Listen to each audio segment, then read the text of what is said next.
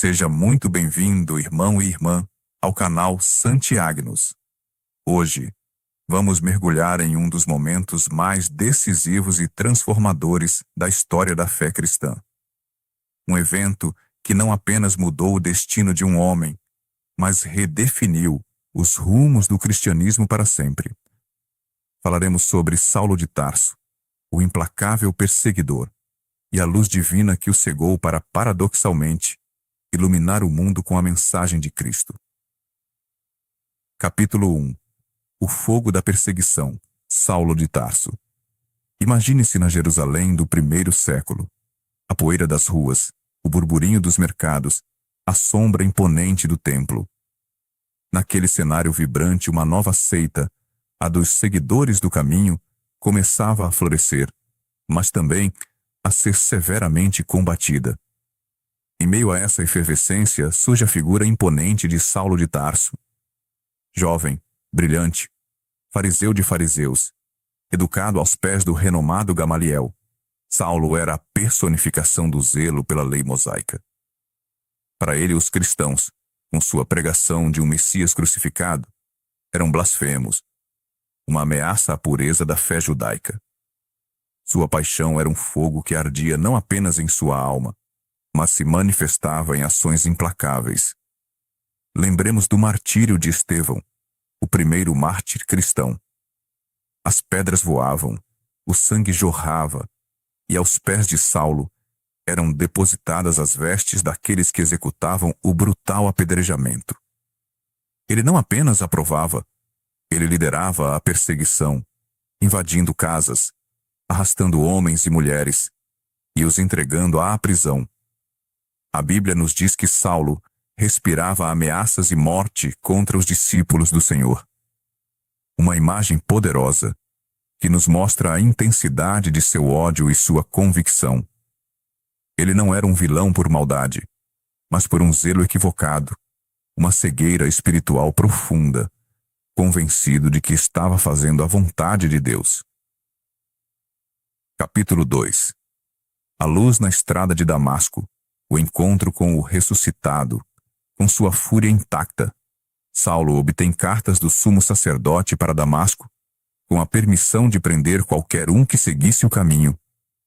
Imagine a cena, a caravana poeirenta, o sol escaldante do deserto e a determinação implacável de Saulo em seu coração. Ele estava a poucos quilômetros de seu destino, quando de repente, algo acontece. Uma luz do céu, mais brilhante que o sol do meio-dia, envolve-o, derrubando-o ao chão. Seus companheiros veem a luz, ouvem o som, mas não compreendem as palavras que Saulo, e somente ele, escuta. Uma voz grave e poderosa ressoa. Saulo, Saulo, por que me persegues? O perseguidor, antes tão cheio de certeza, agora treme, confundido. Ele pergunta: Quem és tu, Senhor? E a resposta, irmãos, é um trovão que ecoa pela eternidade, um divisor de águas na história da fé. Eu sou Jesus, a quem tu persegues. Duro é para ti recalcitrar contra os aguilhões. Naquele instante, o mundo de Saulo desmorona. Aquele que ele acreditava ser um impostor, um blasfemo, é o próprio Senhor ressuscitado. A luz o cegou fisicamente, mas espiritualmente abriu seus olhos para uma verdade que ele havia rejeitado com tamanha veemência. Ele se levanta do chão, mas está cego. Seus companheiros o guiam pela mão até Damasco, e por 3 dias, Saulo não vê, não come, nem bebe. 3 dias de escuridão externa, mas de intensa luz interior, de oração, de arrependimento e de profunda reorientação de sua alma. Capítulo 3. Ananias e o renascimento, o instrumento escolhido, enquanto Saulo vive sua profunda crise e conversão na casa de Judas. Em Damasco, o Senhor age de outra forma. Há na cidade um discípulo de nome Ananias, homem piedoso e temente a Deus. Em uma visão, o próprio Senhor se revela a Ananias, dando-lhe uma ordem chocante: ir à rua direita e procurar por Saulo de Tarso, para impor as mãos sobre ele e restaurar-lhe a visão. A reação de Ananias é compreensível. Senhor, ele responde, tenho ouvido de muitos acerca desse homem, quantos males tem feito aos teus santos em Jerusalém. E aqui tem autoridade dos chefes dos sacerdotes para prender a todos os que invocam o teu nome. Aquele era o terror dos cristãos. Mas a resposta divina não deixa margem para dúvidas ou medos. Vai, porque este é para mim um instrumento escolhido para levar o meu nome perante os gentios, os reis e os filhos de Israel. Impressionante, não é? O maior perseguidor, escolhido para ser o maior apóstolo. Ananias, em um ato de fé e obediência, vai. Ele encontra Saulo, impõe as mãos sobre ele e diz, Saulo, irmão, o Senhor Jesus, que te apareceu no caminho por onde vinhas, me enviou para que tornes a ver e fiques cheio do Espírito Santo. Naquele mesmo instante, algo como escamas cai dos olhos de Saulo, e ele recupera a visão. E logo, foi batizado. Que momento de libertação! O velho Saulo morria nas águas do batismo, e dali emergia um novo homem, Paulo, o apóstolo dos gentios, cheio do Espírito Santo e pronto para cumprir a missão que o Senhor lhe havia confiado. Capítulo 4. Os primeiros passos de um apóstolo inesperado. A conversão de Saulo foi tão radical que, imediatamente após seu batismo, ele começou a pregar nas sinagogas de Damasco, proclamando que Jesus era o Filho de Deus. Imagine o espanto. O homem que veio para prender os cristãos, agora defendia a fé que antes combatia. Isso causou tamanha confusão e indignação que os judeus tramaram matá-lo, forçando-o a uma fuga espetacular, sendo descido em um cesto pelo muro da cidade, à noite. Mas antes de se integrar plenamente à comunidade cristã de Jerusalém, Paulo faz algo crucial. Retira-se para o Arábia por um período de tempo. Esse é um detalhe muitas vezes esquecido, mas de imensa importância. Na solidão do deserto, ele não apenas reflete sobre o que aconteceu, mas, como ele mesmo testemunha, recebe revelações diretas do próprio Jesus. É ali que sua teologia, que tanto impactaria o mundo, começa a ser moldada diretamente da fonte divina. Após 3 anos, ele retorna a Jerusalém, mas os discípulos ainda desconfiavam dele.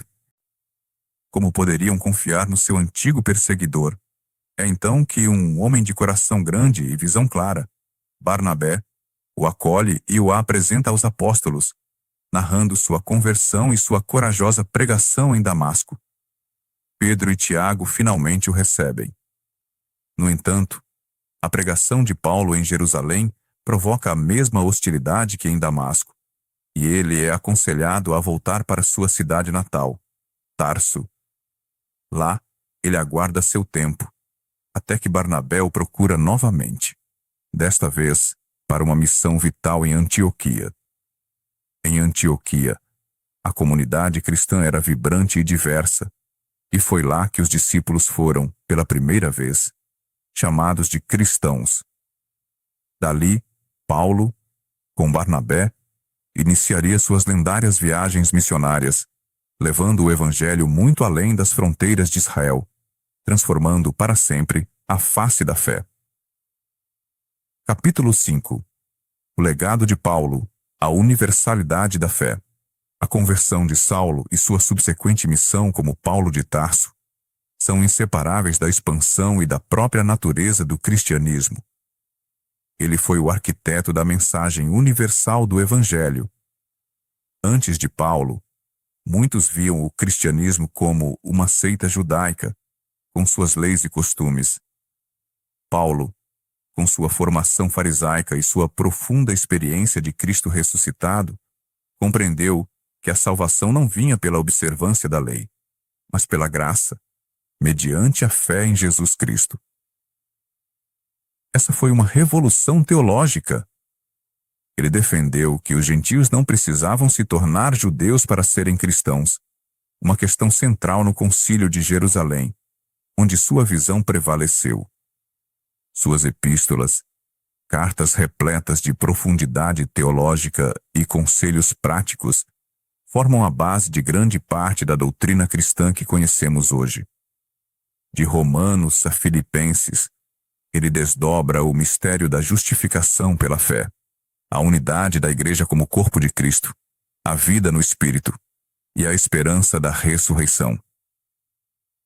Paulo viajou incansavelmente, enfrentou naufrágios, prisões, espancamentos, apedrejamentos e a hostilidade de judeus e gentios. Mas nada o deteve. Sua famosa frase, "Já não sou eu quem vive, mas Cristo vive em mim", não era apenas uma declaração de fé, mas a própria essência de sua nova existência. Ele se tornou o apóstolo que mais fez para levar o Evangelho para fora das fronteiras de Israel, conectando o mundo helenístico com a mensagem de Cristo, tornando o cristianismo uma religião verdadeiramente global. Sua vida culminou em martírio em Roma, mas seu legado é eterno. A conversão de Paulo nos lembra que ninguém está além do alcance da graça de Deus.